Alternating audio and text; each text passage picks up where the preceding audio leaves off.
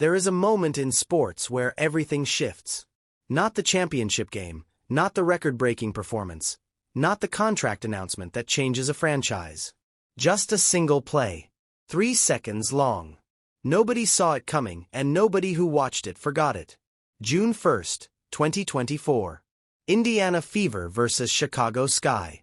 Third quarter. Dead ball. Inbound play. Caitlyn Clark standing completely still on the court, not guarding anyone, not talking trash, not physically involved in anything happening around her. Just existing on the basketball floor, waiting for the game to resume. And then Kennedy Carter ran at her from behind at full speed and drove a shoulder directly into her back. Clark went to the ground. She looked up with the specific expression of someone who genuinely did not understand what had just happened or why. Because why would she? Nothing in the flow of that game, nothing in the rules of basketball, nothing in the competitive logic of the moment gave her any reason to brace for a blindside hit during a dead ball situation. The officials called it a common foul. They reviewed it. They did not upgrade it. Carter walked back to the bench without being ejected, without a flagrant on the books, without any visible immediate consequence. And then Angel Reese jumped off the Chicago bench and started clapping. What happened in the 48 hours after that play tells you almost everything you need to know about where the WNBA was in the summer of 2024, where it was desperately trying to go, and what it was actually willing to do to protect the player who was single-handedly pulling it into a new era of visibility. The league eventually upgraded the foul. They stopped well short of what the moment demanded. And the consequences of that decision played out across a full season, an entire off-season, and eventually into a contract that nobody could have predicted being written when the dust first settled on that June afternoon. This is the full story. The play, the reaction, the punishment, and the long chain of events that nobody connected at the time but that all run back to that one hit on June 1st.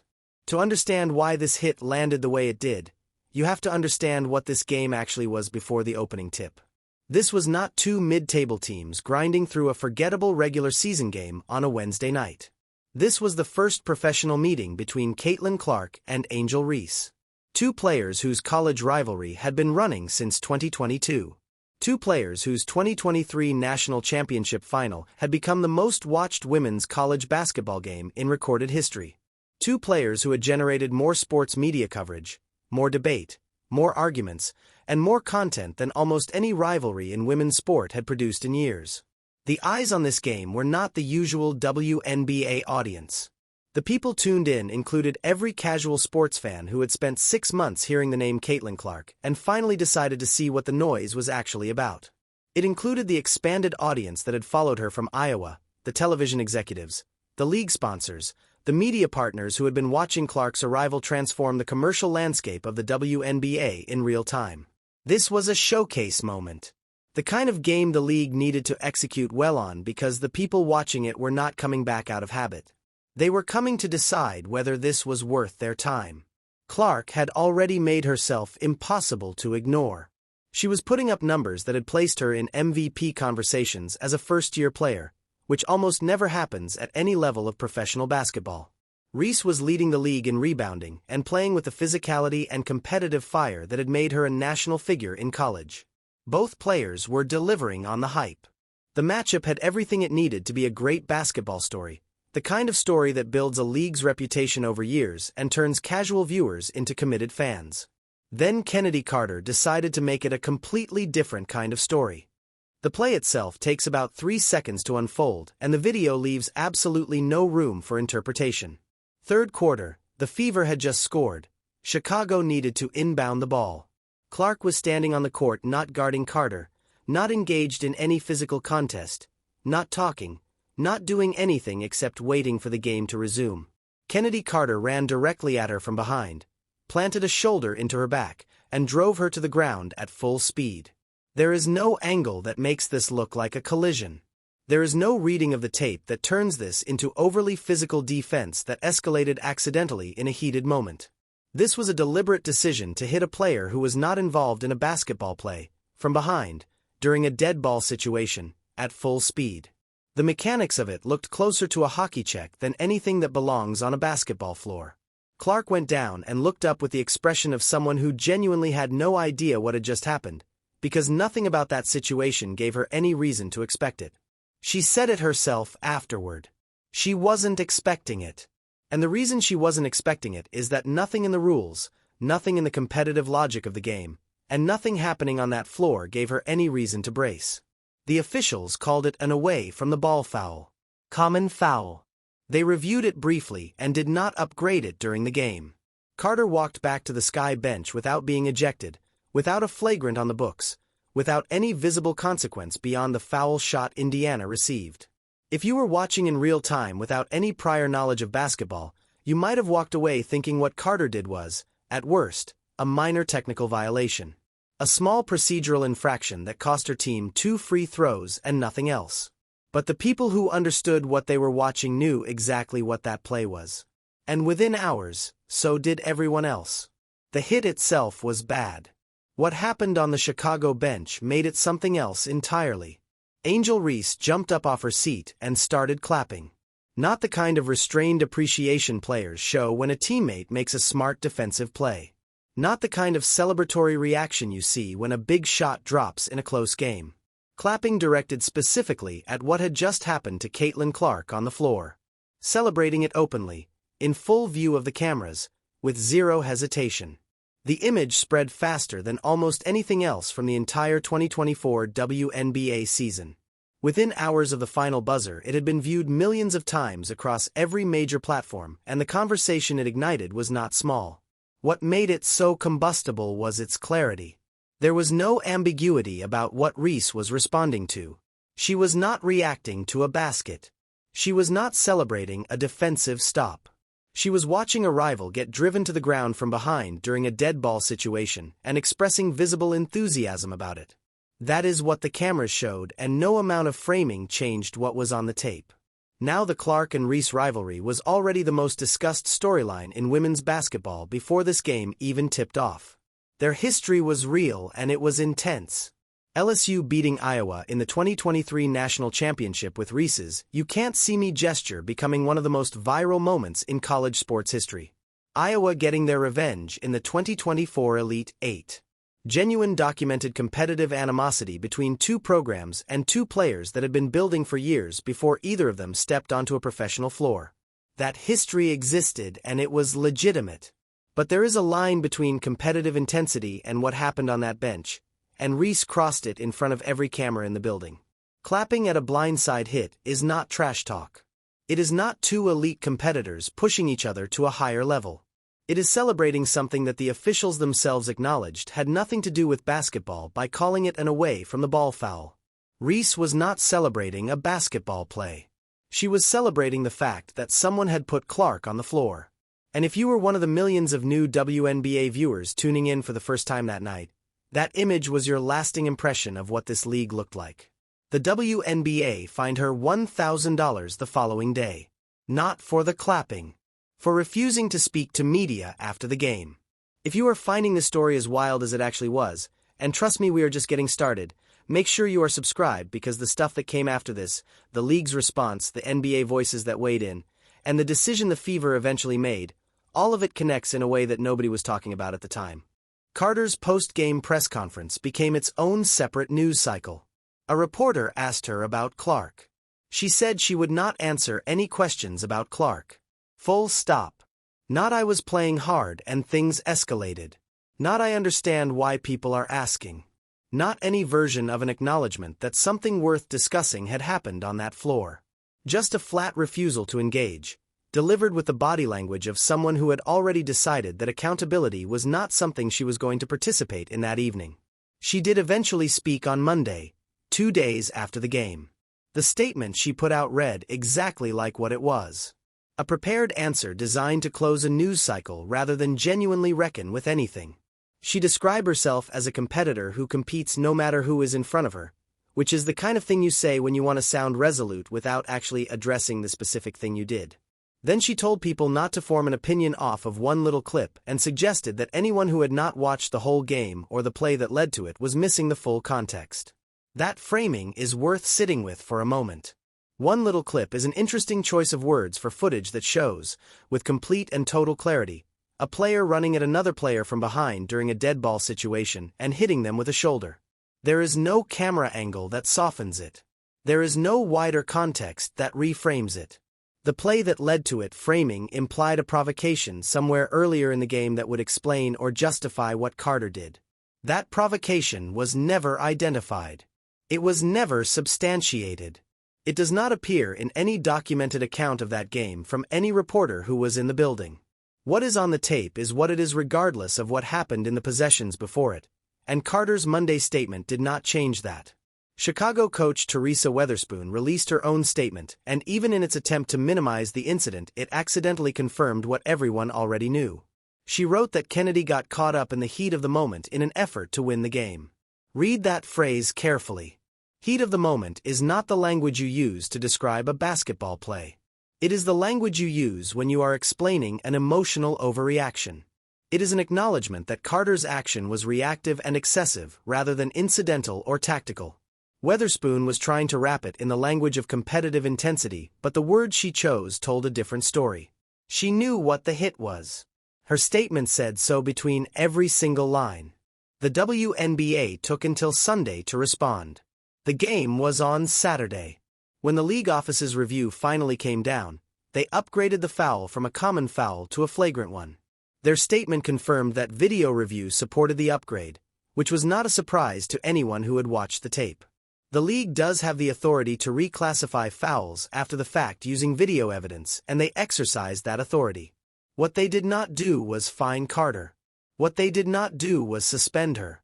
The flagrant one upgrade added a single point to Carter's flagrant foul accumulation record, which operates on a system where players receive automatic 2-game suspensions only upon reaching 6 accumulated points. It carried no immediate financial consequence. It carried no immediate game consequence. Carter played the next game. She played every game that followed for the rest of the 2024 season. The Indiana Fever organization did not receive this quietly. Head coach Christy Sides had already gone on social media the night of the game to call the play unacceptable before the league had said a single word. The following day, she told reporters exactly where she stood. "This league is awesome. It's a physical league. That was a non-basket play that needed to be called in that moment." She praised Clark's composure in a way that simultaneously functioned as an indictment of what Clark had been asked to absorb without any adequate protection from the officials or the league. She showed it last night, got up, and kept playing. All she did was ask the officials to review it, and they didn't want to listen. That is a head coach publicly telling the media that her star player was failed by the people responsible for protecting players on the floor. Fever general manager Lynn Dunn went further. She posted publicly that there is a difference between tough defense and unnecessary targeting actions, that it needed to stop, and that the league needed to clean up the crap. The GM of the franchise. Those words. Publicly. The day after the game. That is not a normal post-loss organizational statement. That is a front office communicating directly to the league that they expected real action and were prepared to say so in plain language if they did not get it. Multiple analysts said the response was insufficient. NBA players said it. The coaching staff said it. The front office said it. The broader basketball media said it. The league had the tools available to send a stronger message. The rulebook did not prevent them from doing more. They chose not to. And that choice, that specific decision to acknowledge what the hit was through the upgrade and then decline to attach any immediate consequence to that acknowledgement, created a vacuum. It told every locker room in the league something about what the cost of targeting Clark actually was. And some players spent the rest of that season acting accordingly. Draymond Green was among the first NBA voices to weigh in substantively, and what he said matters for a reason that goes well beyond the hit itself. Green is not a person who defaults to criticizing physical play. His entire career has been built on operating at the absolute outer edge of what the rules permit.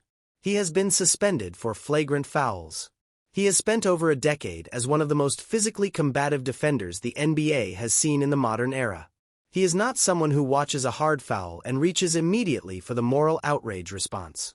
When Draymond Green looks at a play like that and decides it crossed a line, that assessment carries a specific kind of weight that a studio analyst or a casual observer simply cannot replicate. But here is the thing. His response was not primarily about condemning what Carter did. It was about identifying a structural problem that the league's response had failed to address and proposing a solution that was direct, practical, and based entirely on how professional basketball actually works at the highest level. He said the Indiana Fever needed to sign a player specifically known for physical, hard-nosed play. Someone whose presence on the floor would function as a deterrent. Not a bodyguard. Not someone there to retaliate after the fact. A player whose reputation alone would change the calculation opposing players made before deciding how physically they were willing to go after Clark. He compared it to his own role at Golden State relative to Steph Curry. Green's presence on the floor, his reputation as someone who would make the game genuinely uncomfortable for anyone who decided to take liberties with his teammates, changed the way opposing players approached Curry. It was not that Green was standing next to Curry waiting to respond. It was that the possibility of that response was always in the room. That possibility alone shifted the math. And Green was saying clearly that Clark did not have that on the Indiana roster. She was the most visible target in the league, and the people making the decision to target her were not facing a cost high enough to make them reconsider. The solution he was describing was not about waiting for the league to eventually get its response right. It was about making the physical reality on the court different enough that the targeting became a bad strategic decision rather than a consequence-free one. Put someone next to Clark whose presence changes what opponents are willing to do before they do it. That was the argument. And it was not an abstract one. That conversation, the one Green started publicly in June 2024, is a direct line to why Sophie Cunningham is making $665,000 in 2026. The Fever heard what Green said. They watched what unfolded across the rest of that season. They watched the league's accumulation system handle deliberate targeting the same way it handles incidental contact in the flow of play. And then they went into the offseason and got exactly the player Green was describing. The arc from Carter's hit on June 1, 2024 to Cunningham's contract in 2026 does not have a single break in it. Every step connects directly to the one before it, and it all starts with the league's decision to upgrade the foul and then walk away. The Carter hit was not a standalone incident that the league addressed, closed the book on, and moved past. It was the opening chapter of a pattern that ran through the entire 2024 season and that anyone paying attention could see building in real time. The league's response had set a price for targeting Clark, and that price was low enough that it did not function as a deterrent. What followed across the next several months made that abundantly clear. August 31st. 3 months after the Carter hit. Same matchup. Indiana Fever versus Chicago Sky. 2 different Sky players hit Clark with flagrant level fouls in the same game. Not the same type of game. The same game. Michaela Onyenware did not give Clark landing space on a 3-point attempt. Flagrant 1. Diamond DeShields followed with a hard foul on the same player in the same contest. Flagrant 1. 2 flagrant level plays. Same team. Same game. Same player targeted twice in 40 minutes of basketball. The officials upgraded both calls. The league reviewed both plays. The accumulation system added points to the relevant records. And the season continued. What Clark did in response to all of it is the part of the story that tends to get lost in the noise around the fouls themselves. She finished that August game with 31 points, 4 rebounds, and 12 assists. Indiana won 100-81. It was not a close game. It was not a situation where the physical targeting threw her off her rhythm or disrupted what the Fever were trying to do. She absorbed every flagrant level foul, went to the line, made her free throws, and then went back out and dismantled the team that had just fouled her in the stat sheet.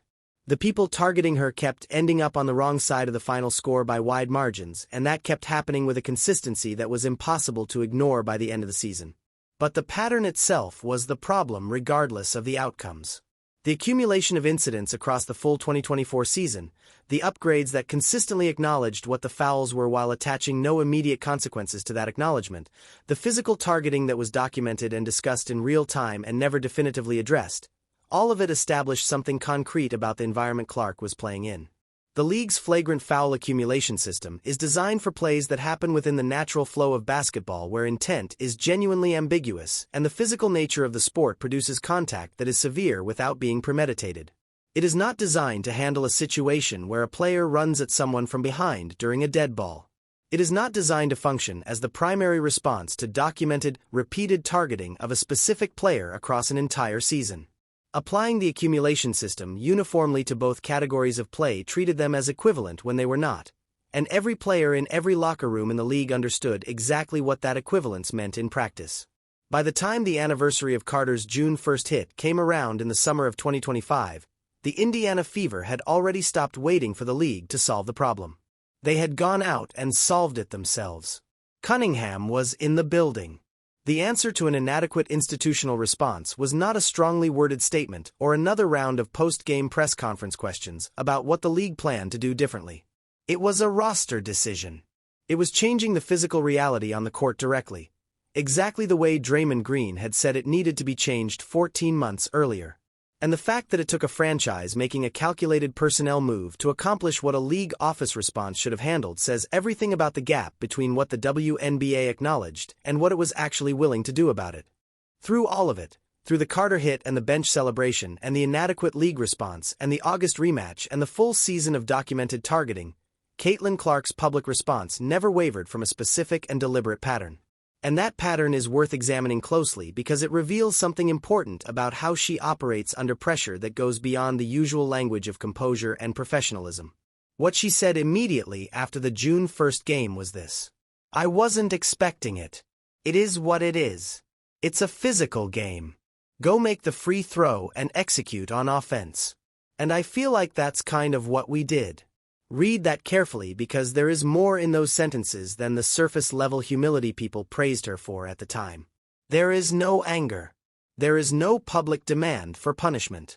There is no call for the league to do something, no statement about unfairness, no invitation for the media to turn her into a victim narrative. Just a four-step process stated plainly and without drama. Acknowledge the situation. Categorize it accurately. Identify the correct response. Execute the response. She made the free throws. Indiana won 71-70. What she was doing publicly was precise, and it was strategic whether she framed it that way or not. She let the play speak for itself. She let the video exist on its own terms without adding emotional language that could be clipped and reframed. She let her organization say the louder things through the proper channels while she handled the basketball part herself. Her coach called it composure, and that is accurate, but it is also something more specific than composure. It is the particular discipline of a player who understood very early in her first professional season that the most effective response available to her was performance. Not statements. Not social media. Not press conference declarations. Points on the board and wins in the standings. And that is exactly what she delivered every single time. The June 1st game. The August rematch where she put up 31 points and 12 assists in a blowout win. The pattern across the full 2024 season where the Fever's record in games where Clark was physically targeted told its own story without anyone needing to narrate it. The injury return in 2026 that certain corners of the internet celebrated prematurely only to watch her come back and perform at the level she had always performed at. Every single time this player has been targeted physically or dismissed publicly, the response has followed the same sequence. She gets back up. She makes the free throws. She executes on offense. And the people who hit her, the people who clapped at her going down, the people who said she was soft or overrated or not built for this level of play, they end up watching the final score and having to sit with it. The Carter hit was the moment the casual basketball audience got their first real look at what Clark's debut WNBA season was actually going to be. Not just the logo threes and the sellout crowds and the television ratings and the record-breaking assists numbers. The physical reality of being the most visible target in a league where some players had decided that targeting her was an acceptable and largely consequence-free competitive strategy. The league saw it. They upgraded the foul and stepped back. The Fever saw it. They upgraded their roster and solved the problem themselves. And Clark, through every moment of all of it, just kept playing basketball at a level that made the targeting look not just wrong but genuinely pointless. That is the play, the reaction, and the punishment. And if you have made it this far, you already know that this story did not end on June 1st, 2024. It ended with a franchise making a decision that Draymond Green called for over a year before they made it, with a league that learned something slowly and imperfectly about the gap between acknowledging a problem and actually addressing one, and with a player who responded to every single thing thrown at her the same way she responded to that first hit. She got up. She kept playing. And she made sure the people on the other side of it remembered the final score. If this breakdown gave you something new to think about, hit the like button and leave a comment below, because the conversation around Clark, the league, and what the 2024 season actually meant for the future of the WNBA is one that is far from over. Subscribe if you want to be here when we get into the next chapter of it, because trust me, there is a next chapter. And it is just as wild as this one.